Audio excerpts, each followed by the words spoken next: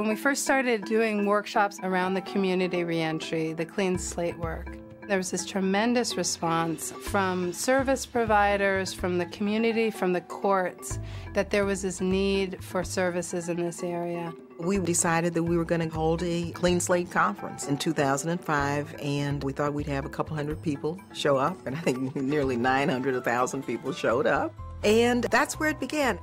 Good afternoon, Your Honor. My name is Atia Hawley, and I am working under the supervision of Eliza Hirsch, appearing with and on behalf of Mr. Robert Mills. Thank you. In 1999, Mr. Mills had an awakening.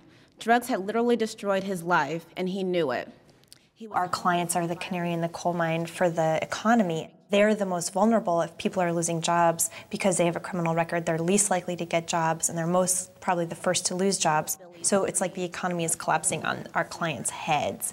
For these reasons, Mr. Mills respectfully requests the court use its discretion and grant petitions pursuant to Section 1203.4. What was it that happened for you that made you decide this was your time to make a change?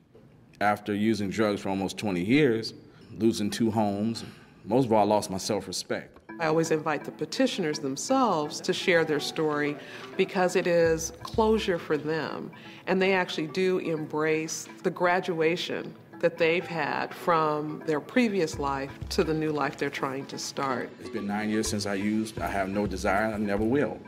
You know, I used to work at a homeless facility in San Francisco. Part of why this is so important is that the rights of people are restored. Oftentimes, people who have a conviction don't even know what their rights are. And through this process, it's really an educational process. It informs people that now you can vote, and yes, you should register and vote. And so that in itself is a really remarkable accomplishment. So what is it that you want your children to know about you or to take from this experience in your journey? My inspiration came from people who didn't really know me, but they could look at me and they saw that I had potential, and they encouraged me to continue just to keep pushing. And it reminds me that, yeah, there is a point where a person can change, and it's just trying to find a way to give them the power to become self-sufficient. I would encourage them not to get involved in the court system at all and to definitely believe in themselves. It is with great pleasure that I grant you relief from penalties and disabilities. Congratulations. Clean Slate is very rewarding for a prosecutor. The people here today have turned their lives around. They've gotten clean, they've become employed, they've had kids and grandkids. At some point, society has to say, enough. You've done your part. We're going to give you a second chance and bring you back into the fold. And that's what this allows them to do.